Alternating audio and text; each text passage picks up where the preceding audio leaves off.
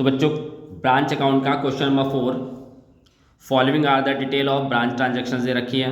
Goods send to branch at cost पे दे रखा है 50,000 रुपये। Goods return from branch at cost, यानी ब्रांच से जो रिटर्न हुआ है कॉस्ट पर वो 3,000 है। Expenses paid by head office, head office ने जो टोटल एक्सपेंसेस पेड करा है वो 10,000 का करा है। यानी जो ब्रांच के जितने भी एक्सपेंसेस होते हैं वो सारे के सारे एक्सपेंसेस कौन बियर करता है, उसको हेड ऑफिस बियर करता है, यानी हेड ऑफिस पेड करता है। रिमिटेंस रिसीव फ्रॉम ब्रांच, यानी ब्रांच से जो टोटल पैसा रिसीव हुआ है वो 45,000 का हुआ है। कैश सेल आपकी 25,100 की है।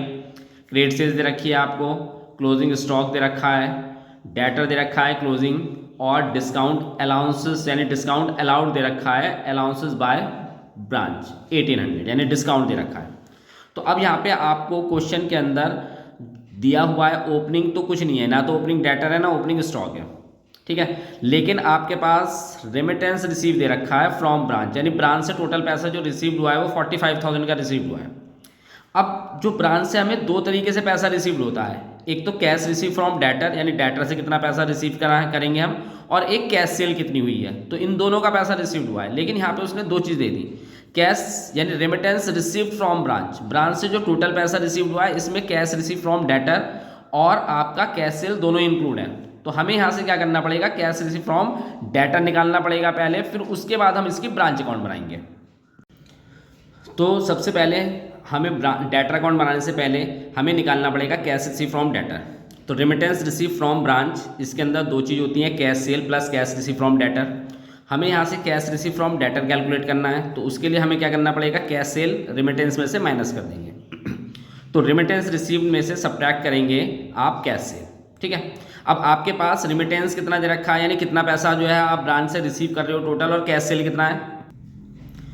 तो जो टोटल रेमिटेंस यानी टोटल पैसा जो रिसीव करते हैं हम 45,000 का है, और कैश सेल आपके पास कितनी है 2,500 की। तो हम ये दोनों लेके सब्ट्रैक्ट कर देते हैं और हमारे पास कैश रिसीव फ्रॉम डेटर आ जाएगा। तो 45,000 हमारे पास रेमिटेंस है और कैश सेल कितनी है हमारे पास 2,500 की। तो हमारे पास 42,500 क्या आ जाएगा, कैश रिसीव फ्रॉम डेटर, ठीक। अब इसके बाद हम क्या कर लेते हैं, इसका डेटर अकाउंट बनाएंगे। तो डेटर अकाउंट में हमारे पास opening debtor, credit sales, cash receive from debtor, और डिस्काउंट अलाउड और क्लोजिंग डेटर, जो जो क्वेश्चन में दे रखा था हमने पहले वो लिख लिया। उसके बाद हम इसकी वैल्यूज़ जो है वो फिल कर लेते हैं इसमें। तो ओपनिंग डेटर तो हमारे पास नहीं है, लेकिन क्रेडिट सेल्स देख लेते हैं, क्रेडिट सेल्स कितनी है। तो क्रेडिट सेल्स है आपके पास 51,000 की। तो 51,000 की आपके पास क्रेडिट सेल्स आ जाएगी। कैश रिसीव फ्रॉम डेटर अभी आपने यहाँ पे कैलकुलेट करा है 42,500 का। उसके बाद डिस्काउंट और क्लोजिंग डेटर, तो आपको डिस्काउंट तो दे रखा है 1,800 का और क्लोजिंग डेटर दे रखा है आपको 7,700 का। तो डिस्काउंट है आपके पास 1,800 का और क्लोजिंग डेटर है 7,700 का। इसके बाद आप इसका एडिशन कर लेंगे, तो क्रेडिट साइड का जो टोटल ग्रेटर आएगा और उसमें से हम ये डेबिट साइड माइनस कर देंगे, तो हमारे पास जो बैलेंस बचेगा वो ओपनिंग डेटर बचेगा। तो क्रेडिट साइड का टोटल आपका 52,000 है, तो 52,000 हम बोथ साइड लिख लेंगे, और 52,000 में से हम 51,000 सब्ट्रैक्ट कर देंगे, तो आपके पास 1,000 का क्या आएगा, ओपनिंग डेटर, यानी बैलेंस हो गया। अब इसके बाद आप क्या बनाएंगे, इसका ब्रांच अकाउंट। तो आप ब्रांच अकाउंट बनाएंगे। अब ब्रांच अकाउंट में कोई आपको क्लोजिंग डेट तो नहीं दे रखी, ठीक है। तो आपके पास ओपनिंग डेटर, अभी हमने जो डेटर अकाउंट बनाया था वहाँ पे हमारे पास जो ओपनिंग डेटर आया था वो कितना आया था 1,000 का। इसके बाद हम देखेंगे goods send to branch, debit में ही आता है गुड्स सेंड टू ब्रांच। तो गुड्स सेंड टू ब्रांच देख लेते हैं कितनी अमाउंट है। तो गुड्स सेंड टू ब्रांच है आपके पास 50,000 की। तो गुड्स सेंड टू ब्रांच आप 50,000 लिख लेंगे।